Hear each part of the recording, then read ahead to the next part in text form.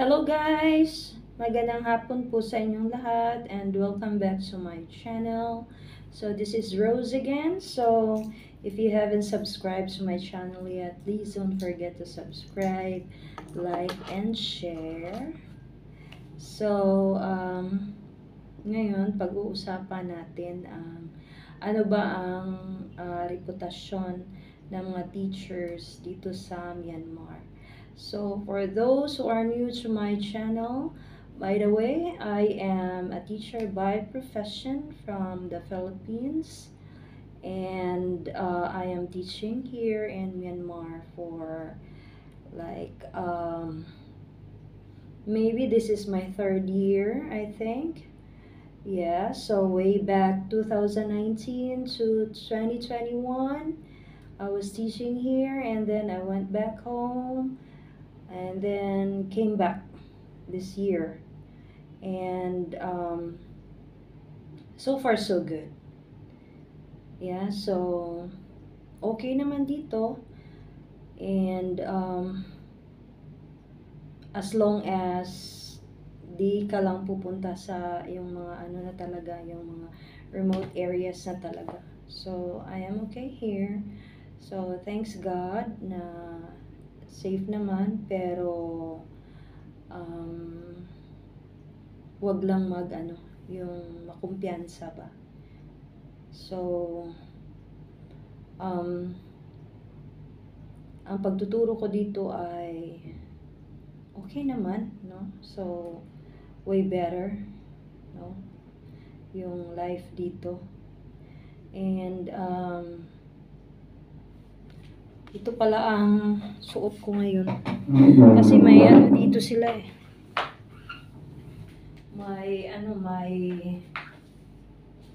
So palagi talaga ako nakapalda, naka-dress. Kasi may ano sila dito, may dress code. Okay, ang school na to. So kailangan talaga yung palda mo, it should be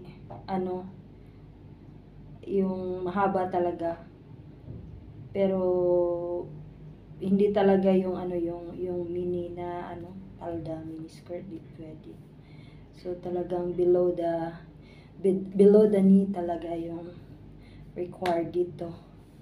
And then yung sobrang revealing ba, cleavage, di pwede dito.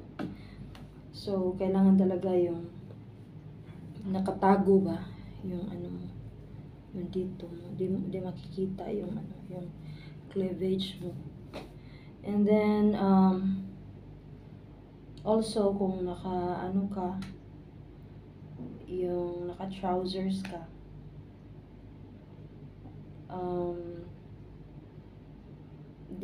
dito allowed, by the way, jeans kung nagtatrabaho ka when you are teaching. Okay lang yung pants, no, pero di yung sobrang masikip talaga. Okay, so parang lang ba, yung ba yun? Yung maluwag lang. So they are very strict sa sa pananamit mo once you are working here. Although kung walang trabaho, yung ibang teachers naman nakikita ko na modern ang mga sinusuot nila, provided na pagtrabaho mo, magtuturo ka, so may talaga, may mga bawal yung dress code, may dress code dito. Yung makeup mo, di masyadong makapal. Maputla ako dito sa camera. So, ayun, yun ang rules nila dito. So, pag arrive ko dito, yung first day ko, sinalubong ako ng local teacher. Then sabi niya, you know what, Filipino teachers are they're really good in teaching. Sabi ko, Oh, salamat naman, no? Kasi very known naman talaga ang mga Filipino worldwide na masipag, and also yun bang competitive kasi ang mga Pinoy. So kaya talagang we always find ways na ano yung class natin, no? So na ma-achieve yung pinaka pinaka ano mo sa ano, yung pinaka the best, 'di ba? So sabi ko, oh, ganun ba? Then sabi niya, most of the Filipino teachers are really good in teaching, and isa pa dun is parang bang may ano sa local, parang the communication, para nakikipag-usap ang mga Pinoy. Alam mo naman ang mga Pinoy, ano, madaldal, di ba? So, and beside from that, maano tayo sa mga students, yung patience natin daw is ano, mataas. Yeah, so kasi naman yung mga na-experience natin dyan sa Pilipinas, mas ano pa, mas grabe pa, no? Kaya pagdating mo dito, parang wala lang sa akin yan. It's just, you know, ang problema is just parang ano lang ano lang sa ano mo, daliri mo, no? Parang andito lang ang problema compared sa na-experience natin sa Pilipinas. 'Di ba? So sabi ko, nagagalak naman ako na yun ang reputation ng mga Filipinos. And then sabi niya, prefer daw sa ano na mga ang mga Pinoy kasi nakikipag-usap, yun. Alam naman natin na ang mga Pinoy talaga is very hospitable, and you know, kahit na wala tayo is we always make sure that, you know, we are giving the best for our visitors, you know. Kaya yun, nadadala din natin dito sa ibang bansa. So, I said na, I think it depends on, the main reason for that is because of, the culture. I think Asians, we have like similarities sa ating culture. So, kaya parang nagkakaintindihan ba? Kasi parang may similarity lang naman dito eh. Yung mga pagkain, yung culture, pati mukha, parang katulad lang din natin, no? So, ako man din, pag lumalabas ako, so, sasabihin nila na, hindi nila alam na Pinoy ako, no? Kasi, parang ano lang din ako, local dito. So, ayun, pero the moment na magsasalita na ako, so, diyan na nila ma-realize na, di pala ito local. So, kasi, pareho talaga, no? Yung pagkain, parang may similarities lang talaga. So, kaya, yung mga ways siguro natin, and sa kanila, para bang magkakaintindihan, no? Compared sa yung mga taga-West, alam naman natin na iba ang kultura nila. They are very independent people, no? So I think it's the culture talaga is the main reason, na sa ganung problema.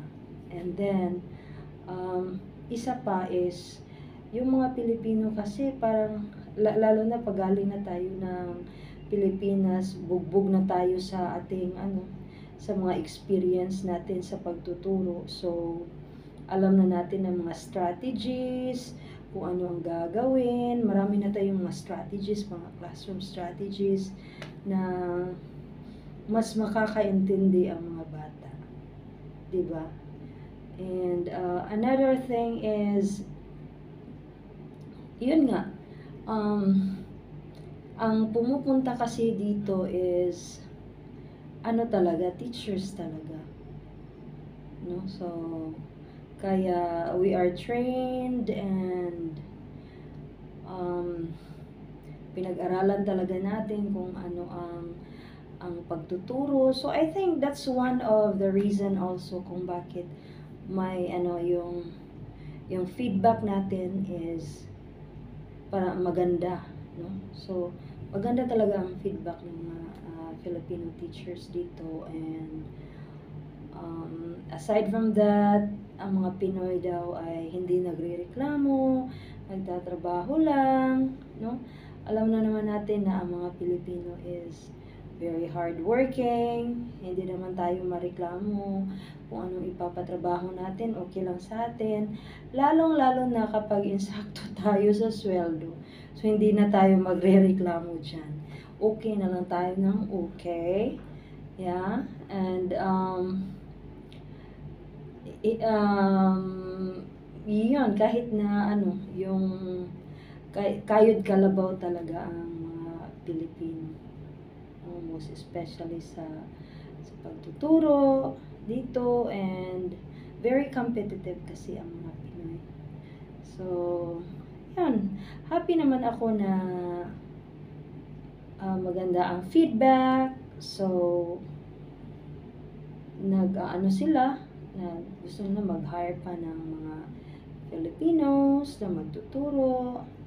And in terms naman sa sa English, di naman tayo behind, 'di ba? So that's why I am really proud na maganda ang reputation ng mga teachers dito. So sa ngayon, yun lang ang isi-share ko sa inyo. So I hope that you subscribe to my channel. And I hope na okay kayo dyan lahat sa Pilipinas. And take care always. Okay, so, and thank you so much for watching. Okay, bye-bye sa inyong lahat.